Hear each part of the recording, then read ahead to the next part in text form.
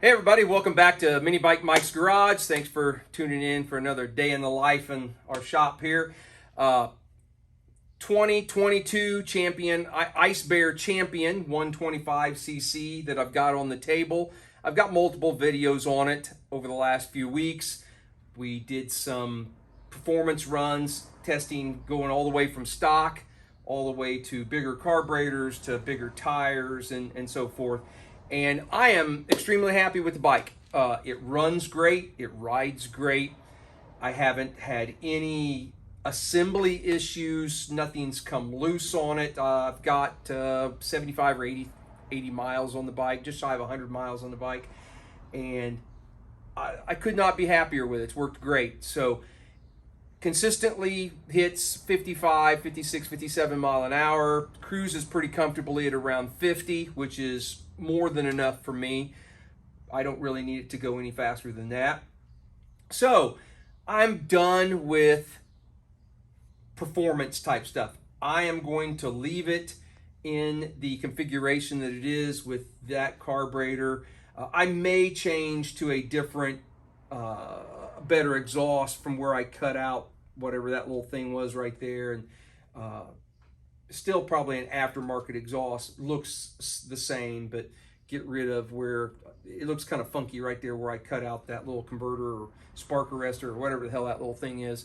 And then I will be going with the standard CT70 4.0 by 10 tires. But I need to tear this thing down today. I need to get this big tire off of the bike so that I can put it on the Amigo back there, because I want to do all the same stuff to the Amigo, testing as far as runs and so forth. So I need the tires to be able to swap it onto that. So I need to tear this bike down. And my plan for this bike is I bought a black one so that I could essentially make a replica of a 1978 Honda CT70, which came in black. That particular model did. So I've actually purchased a seat that is that's standard, the stock seat for a 78. I've got the decals for a 78, the tail light and the bracket. Headlight, it'll be the single headlight and the detached speedometer instead of the K0 type and the 90s type headlight. So I got a little work I want to do to this, just to kind of personalize it, just to make it mine, because this is going to be a bike that I'm going to keep and ride it back and forth from the shop here to the house. And so, I want to make it look like what I want, and a 78 sounds like fun. I've also got turn signals, retro looking turn signals for it. About the only thing I'm probably going to keep is the front disc brake. I don't think I'm going to swap that out, which then also means unless I get a longer brake line, I'll probably have to keep those handlebars, because if I go to CT70 bars, I think they're a little taller and the brake line might not be long enough. But I think you should be able to get a a brake line that maybe a few inches longer. I'll have to investigate that. But today, I'm just going to put the video on fast forward, or time lapse, I guess, time lapse, and let it roll, and just let you guys watch me take 45 minutes to disassemble this bike down to the bare frame. The video will probably be, 20 minutes or something like that, half the time or whatever. But anyway, appreciate you guys following along, comments, subscribing, likes, all that good stuff. But hope you enjoy the video. And I'll probably just add in some over talk, as I go along, kind of tell you what I'm doing. But it's hot in here today, and I need to run a fan, and that fan won't make too much noise just to run a regular speed video and have me talking to you like I am now. So yeah, let's do that. Let's run a time lapse, and then we'll see you here in a few minutes when I get done taking it all apart.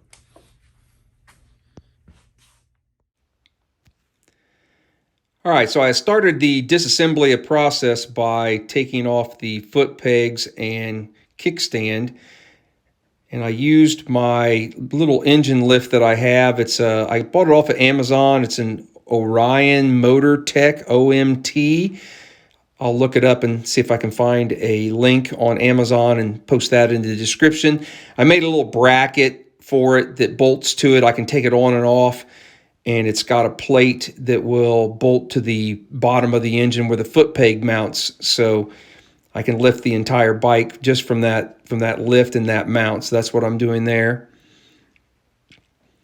And then I just start randomly taking stuff off. I went to the carburetor and took the slide out. I thought I was going to originally take the intake off, and I decided to leave it on. So then I reached around, since I had a 10 millimeter wrench in my hand, I took the two nuts off the exhaust and then moved up to the top. It's funny how you watch these videos and watch yourself and fast forward, and you kind of move around and do things.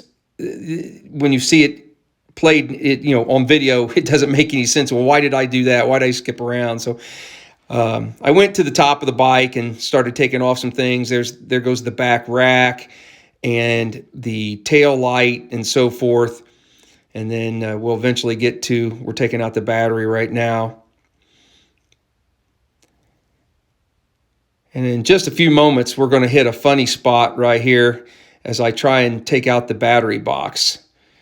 And hang on, here it comes. All right, I gotta stop the time lapse. Oh shoot, I kicked the tripod. I gotta stop the time lapse for a second. I gotta show you this. Trying to take the battery box out, and I can't get the battery box out. The ground wires, they ran one through the box and one on the outside of the box, and then put the connector on them.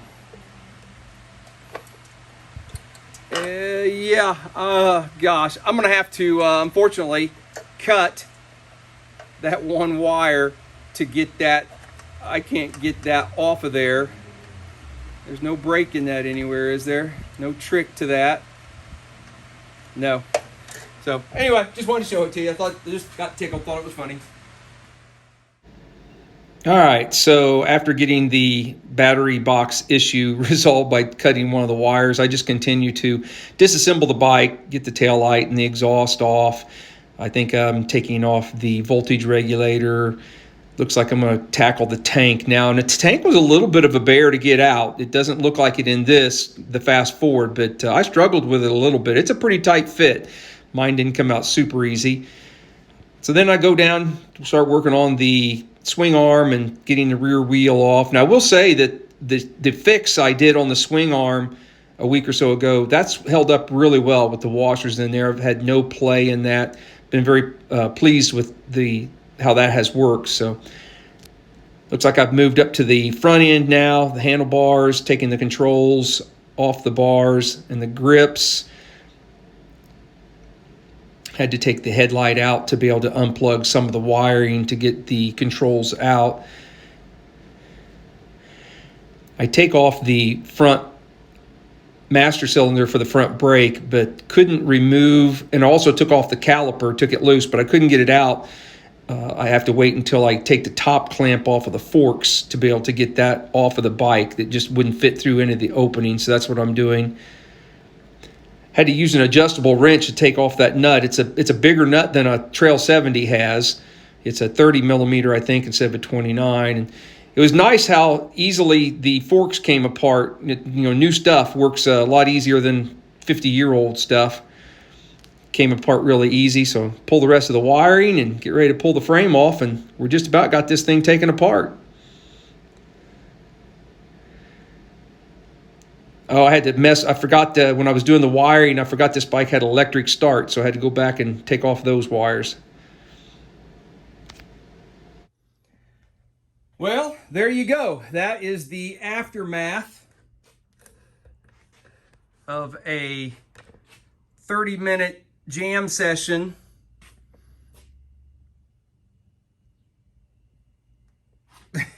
of just tearing into this thing. Down to the bare engine, bare frame. Guys, thanks for following along. I hope you enjoyed that. I got a lot of cleanup, a lot of picking up to do. Sorting parts and pieces and seeing what I want to keep and what I don't want to keep.